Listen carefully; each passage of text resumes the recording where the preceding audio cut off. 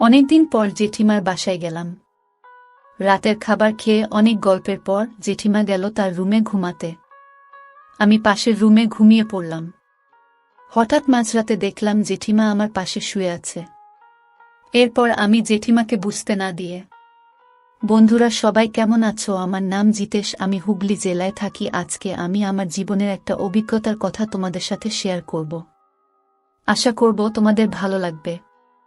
আজকের গল্পটা শোনার আগে আপনি যদি আমাদের এই চ্যানেলটি নতুন দর্শক হয়ে থাকেন তাহলে চ্যানেলটি সাবস্ক্রাইব করে আমাদের সাথে থাকবেন। আমার এক পরিচিত জেঠিমা আছেন, হুগলি জেলা শহর থেকে একটু বাইরে থাকেন। দেখতে খুবই সাধারণ, 50 বছর বয়স ছুঁই ছুঁই। চুল পাকতে শুরু হয়ে গেছে অনেক দিন, তাও দেখতে উনি সেই লেভেলের। সাধারণত উনি হাসি খুশি থাকেন, আমার সাথে খুবই বন্ধুত্বপূর্ণভাবে মেশেন। জেঠু ওনার স্বামী অনেক দিন আগে মারা গেছেন। ওনার এক ছেলে বিয়ে করে বাইরে থাকে চাকরি সূত্রে। ওনার বাড়িতে কাজের লোক আছেন। কাজের লোক সকাল থেকে সন্ধ্যা অবধি থাকে। ওনার আত্মীয়রা মাঝে মাঝে এসে দেখা করে যান ওনার সাথে। আমি আগেই বলছি জেঠিমার সাথে আমার সম্পর্ক ভালোই, কিন্তু কোনো দিন মুখ ফুটে মনের ইচ্ছার কথা বলে উঠতে পারিনি। লজ্জাও পেতাম, আবার ভয়ও পেতাম যদি বাবা মাকে বলে দেয়।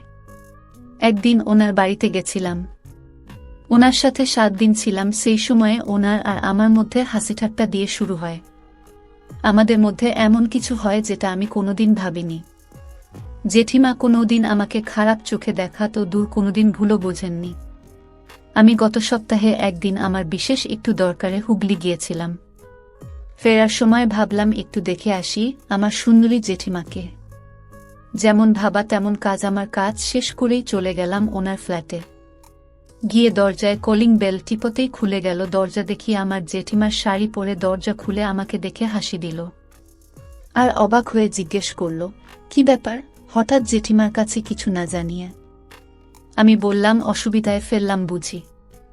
আচ্ছা চলে যাচ্ছি।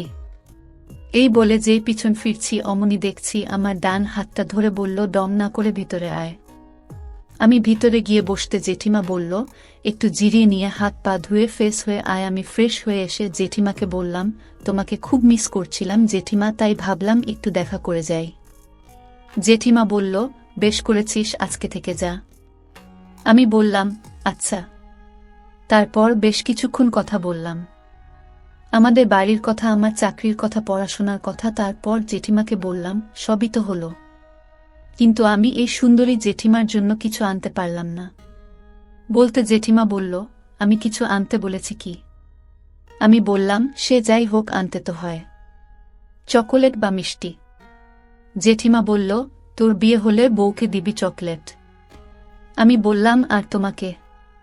জেঠিমা বলল, জানি না, আমার কিছু চাই না, সব আছে। আমি জেঠিমাকে বললাম, আচ্ছা জেঠিমা, আমার সাথে ঘুরতে যাবে আজকে সন্ধ্যায়? জেঠিমা বলল, আমি বুড়ি মানুষ, আমি কি করব তোর সাথে? ঘুরতে গেলে প্রেমিকা বা বান্ধবীকে নিয়ে যেতে হয়। আমি বললাম, আমার তো প্রেমিকা বা বান্ধবী কেউ নেই, তুমি চলো না। জেঠিমা রাজি হলো না। আমি জেঠিমাকে দুষ্টুমি করে বললাম, তুমি আমার সাথে চলো না জেঠিমা প্লিজ। জেঠিমা বলল, ওরে বাবারে, আমাকে ছাড়। আমি বললাম, না যেতে হবে তোমাকে, চলো না দুজনে যাই। জেঠিমা এতে রাজি হলো।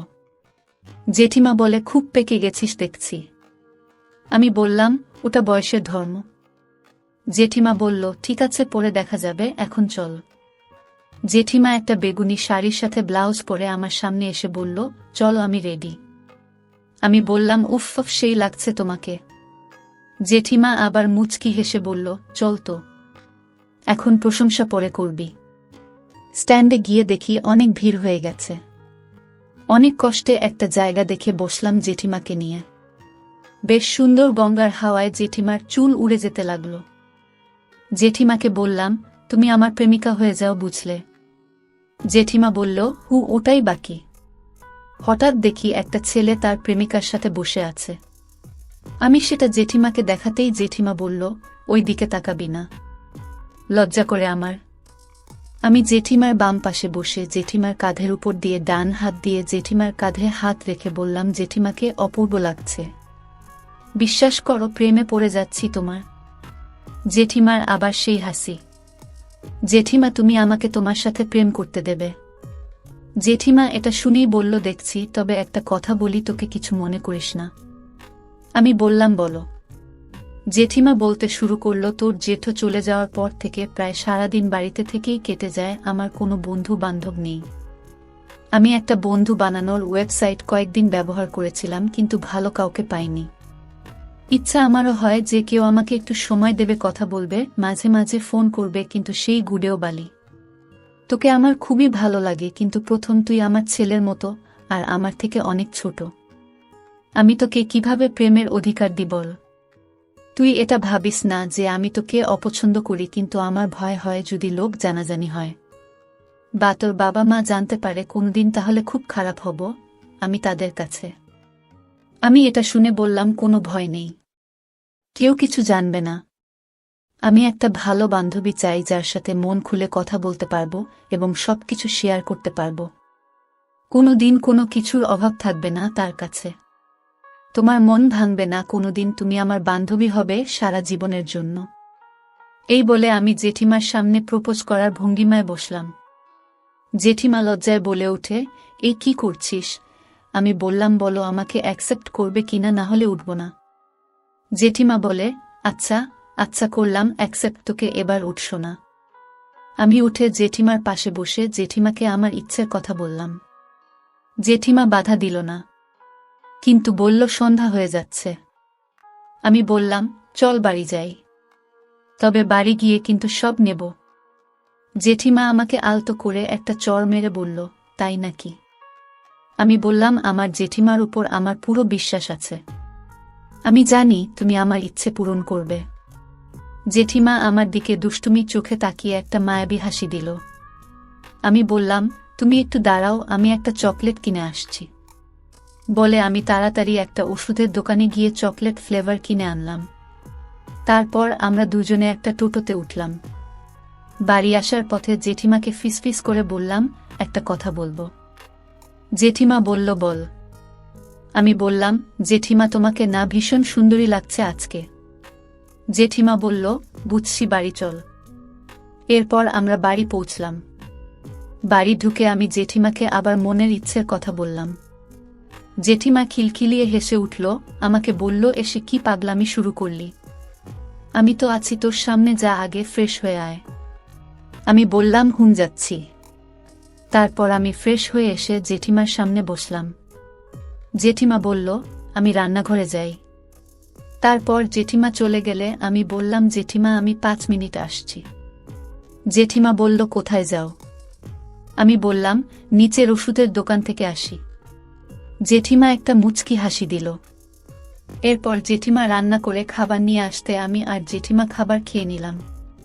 রাতে খাবার টেবিলে বসেও জেঠিমার সাথে খুনসুটি করতে লাগলাম। জেঠিমা প্রথম প্রথম বিরক্ত হয়েও মুচকি হাসি দিতে দিতে আমার সাথে আড্ডা দিতে লাগল। আমি বুঝলাম জেঠিমা আনন্দ চাই আমার সাথে।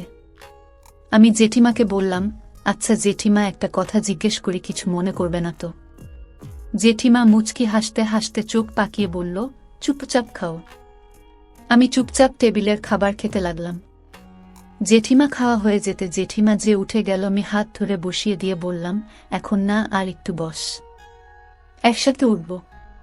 জেঠিমা বলল, ফ্রেশ হয়ে নাও, তারপর হবে। বলেই হাত ছাড়িয়ে উঠে চলে গেল। খেয়ে উঠে দেখলাম জেঠিমা আমাকে একটা পাঞ্জাবি দিয়ে পরে নিতে বলল। আমি বললাম, আবার এসব কেন? জেঠিমা বলল, পরে না, একটু বারান্দায় যাব, এসে একটু গল্প করে দুজনে পরে ঘুমাবো। বন্ধুরা, আজকে এই পর্যন্তই। গল্পটির বাকি অংশ বলবো পরের ভিডিওতে। ভিডিওটি কেমন হয়েছে তা কমেন্ট করে জানাবেন। তো সবাই ভালো থাকবেন, ধন্যবাদ।